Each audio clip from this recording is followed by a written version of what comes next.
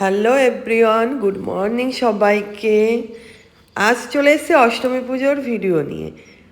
জানি ভিডিওগুলো দিতে একটু লেট হলো, মাঝখানে খুব ঠান্ডা লেগে গেছিলো, এডিটিংয়ের প্রবলেম হচ্ছিল, মানে অলসতার জন্য। যাই হোক, চলো দেখো তোমরা সবাই, আশা করি দেখতে কিন্তু ভালো লাগবে। রেডি শেডি হয়ে মণ্ডপে চলে গেলাম, অঞ্জলিও দেওয়া কমপ্লিট হয়ে গেল আমাদের। তারপরে আমাদের মন্দিরে পুজো প্যান্ডেলে রেখেছিল চায়ের আয়োজন। আমরা চা খেয়ে নিলাম, যেহেতু আমাদের অঞ্জলি হয়ে গেছিলো। আর দেখো কত মানুষ, মানে হয় না পুজো প্যান্ডেলে কিন্তু অষ্টমীর দিন খুব আনন্দ হয়। এই মহা অষ্টমীতে অঞ্জলি দিতে তো প্রত্যেকে আসে, আর যাতে সবাই একটু স্টে করে থাকে তার জন্য চা আরও আছে, দাঁড়াও সেগুলো পরে দেখাবো। ব্রেকফাস্ট এগুলোর মণ্ডপেই রেডি রেখেছে, আর ভীষণ ভালো লাগে। এই দেখো ব্রেকফাস্টগুলো দেওয়া হচ্ছে এখন। লুচি আসবে? আমার ভাইপোকে দাও, দিয়ে দিই। পিন্টু দাকে দিয়ে দিই। আরে পিন্টু দার হাতে দিয়ে এই তো লুচিতে তোল। আর গরমের কথা তো বলতে হয়, প্রচুর গরম ছিল। আমরা ব্রেকফাস্ট ওখান থেকে নিয়ে লুচি আর ঘুগনি ছিল, চলে এসেছি বাড়িতে। আমাদের ঠাকুরেরও ভোগ হয় প্রত্যেক বছর মহা অষ্টমীতে, একটু পুষ্পান্ন, বেগুনি, পনির এগুলো দিয়ে। আমরা এবার ওগুলো খাওয়া দাওয়া করছিলাম, গল্প করছিলাম, সবাই মিলে একসাথে মন্দিরে গিয়েছিলাম, চলে এসেছিলাম। আর দেখো এখানে কি অবস্থা, এই ব্যাপারটা বুঝতে পারছো তোমরা? দাঁড়াও আমি বোঝাচ্ছি। প্রত্যেকবার এইবার দুপুরবেলা খাওয়ার পালা, অষ্টমীতে দুপুরে খাওয়া রাখে, আর আমাদের বাড়িতেই এইসব আয়োজনগুলো হয়। কেননা অন্য অন্য বাড়িতে আর কোনো জায়গা নেই, পুজো প্যান্ডেল তো দেখতেই পেলে ছোট্ট, ওখানে তো হবে না। প্রতিবার বসিয়ে খাওয়ানো হয়। আমাদের পেছনে গ্যারেজ ঘরের ওপরেই টেবিল চেয়ারও আমাদের আছে, কিন্তু এবার সিস্টেম করেছে পার্সেল দেবে, আর ভেজ বিরিয়ানি, মেনুটাও চেঞ্জ হয়েছে। এইবার বিরিয়ানিটা হতে একটু লেট হয়েছে, যেহেতু সকালবেলা এতগুলো খাবার হয়েছে। মানুষজন তো দাঁড়িয়ে পড়েছে, স্বাভাবিক 2-2:30 উপরে বেজে গেছে। আর প্রত্যেকে পাড়ার দেখো সবাই মিলে এত সুন্দর সহযোগিতা করছে, বড় থেকে ছোট মিলে। মেয়েরা এর মধ্যে নেই, মেয়ে গ্রুপ বউ বলো, ওরা তো আর এগুলো পারবে না। প্রত্যেক ছেলে গ্রুপের মধ্যে ছোট বড় সবাই মিলে আমাদের এই মন্দিরের সামনে আঙ্গিনায় সব পার্সেল তৈরি হচ্ছে, আর প্রত্যেক লোক চলে আসছে। স্বাভাবিক কুপন দেওয়া হয়েছে, কুপন নিয়ে নিয়ে তারা খাবার নিয়ে যাচ্ছে। খুবই ভালো লাগছে। আমরা কিন্তু উপর থেকে দেখি। 5টা, সন্ধ্যা 5টা, একটা ভেজ বিরিয়ানি এসছে ঘরে। কি কাহিনী আমাদের বাড়িতে, আমাদের খাওয়া দাওয়ায়, বুঝেছো তো, অষ্টমীর দিনের খাওয়া দাওয়ায় কি জানি ভেজ বিরিয়ানি এইবার করেছে পার্সেল। প্রত্যেকবার কিন্তু আমাদের বাড়িতেই বসে খায়, রান্না বান্না আমাদের বাড়িতেই হয়।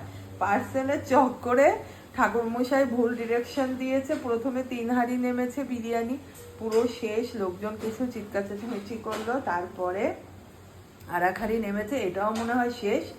আমরা 4 জন, 4টে কুপনে 4টে প্যাকেট হবে, এই যে একটা ফাইনালি পৌঁছেছে। আর আমার ফ্রিজের মধ্যে আলু, ঝিঙে আলু পোস্ত, কচু দিয়ে মুগ ডাল, তারপরে পনির, ভাত ছিল। আমাদের 3 জনের খাওয়া হয়ে গেছে, একটু একটু করে খেয়েছি, রাত্রে বাইরে খাবো, অসুবিধা নেই। এই যে গুড্ডু এখন টেস্ট করবে। হ্যাঁ টেস্ট কর, বুঝেছো? মাও করবে একটু টেস্ট। না আমার পেট ভরে উঠেছে। না না, মাকে ওখান থেকে টেস্ট কর, অনেকগুলো প্লেট আনিস না গুড্ডু। আচ্ছা না না আমি খাবো না, এই প্লেট রেখে দে। খাওয়া দাওয়ার পর্ব তো শেষ হলো, সন্ধ্যা ওভারও হয়ে গেল, যেহেতু সন্ধ্যাটাও এখন তাড়াতাড়ি লেগে যায়।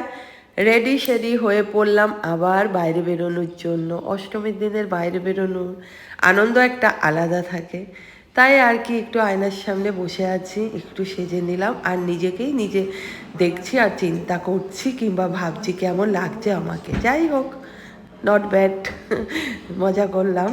তোমরা দেখো কেমন লাগছে, চলো। ম্যাডাম এই যে সাজগোজ করছে, শুভ অষ্টমীর সন্ধ্যা, তাই না? শুভ অষ্টমী সন্ধ্যা রাত। হ্যাঁ রাত হওয়ার দিকে, এই, রাত পোশাক হয়ে নিয়ে গেছে। চল। আবার কিসের পৌঁছান? ওই যে গুড্ডু বললো খিদে পেয়েছে, কিন্তু খাবে না মিষ্টি, তাড়াতাড়ি চল। দিদি বাড়িতে গিয়েছিলাম ওদের গাড়ি করেই আমরা চলে এসেছি। কোথায় এসেছি দেখো, প্রত্যেকবারই কিন্তু চায়না টাউনে খেতে যাই, এবারও সোজা চলে এসেছি চায়না টাউনে। মানে হয় না, আয়নার সামনে বলো মোবাইলের সামনে বলো বসে থাকা ছাড়া কোনো কাজ নেই। যেহেতু পুজোর মধ্যে এত ভিড়, অর্ডার নিতে টাইম, মানে দিতে টাইম, যে মেনুগুলো দেব, আর প্রত্যেকেরই মোটামুটি খিদে পেয়ে গেছে, গুড্ডুর তো মুখ শুকিয়ে গেছে, সবার মুখে এক হাত কেন দিচ্ছে না খাবার, ওরা না আর দিয়ে উঠতে পারছে না, বারবার বলছে আপনারা সব সময় আসেন আমাদের এত কাছের, এদিকে গুড্ডু পিঙ্কি একটু ফটোশ্যুট করে নিচ্ছে। ফাইনালি খাবার দাবার এসছে, বললো পুজোর মধ্যে এসেন না, আমরা আর করে উঠতে পারি না, যেহেতু সবসময় আসেন আপনারা তাই বললাম। আর পুজোর মধ্যে মেনু সিস্টেম, খাওয়া দাওয়া যেভাবে যেমন খাই তেমনি খেয়েছি, তোমাদের সাথে আর শেয়ার করলাম না, প্রত্যেক বাড়ি তো যাই করা হয়। পুজোর মধ্যে মেনু সিস্টেমটাও দেখো একই রেট, ধরো 12 পিস আনতন দিচ্ছে 6 পিস, প্রতিটা প্লেটে এরকম গোল্ডেন পোড়ান তাও। হ্যালো, আমরা চলে এসেছি এখন নিউ টাউনের ঠাকুর দেখতে। আমরা হাটপতি তুলছি।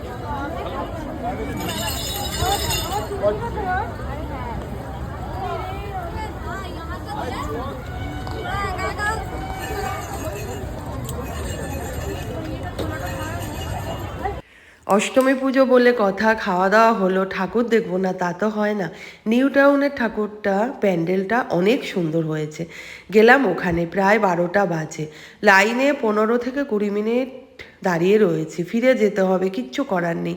এর মধ্যে এক পুলিশ অফিসার হরিদার সাথে পরিচিত আছে, দেখতে পেলে সাথে সাথে হেঁটে গেল, হরিদাকে প্যান্ডেল থেকে ডেকে নিয়ে গেল। কার ভাগ্যে এমন হয়, এত ভালো পুলিশও হয়, ভাবাই যায় না। মানুষ ইগনোর করে না, উনি প্যান্ডেল থেকে আমাদের নিয়ে যেয়ে আর একজনকে বললো সুন্দরভাবে দেখিয়ে দে, এই যে ভিআইপি দিক দিয়ে আমরা যাচ্ছি। আর তো কি ভিড় দেখতে পেলে দেখো, মন পুরো জুড়িয়ে যায়, যেমন ভিতর সুন্দর প্যান্ডেল, কাশফুল, লাইটিং, পুলিশগুলো বসে আছে সুন্দর সাদা ইউনিফর্ম পরে, আর ওদের ব্যবহার এত ভালো, ফটো তোলা হচ্ছে, ভিডিও করা হচ্ছে, খুব সুন্দরভাবে বলছে হয়েছে হয়েছে এখন যান।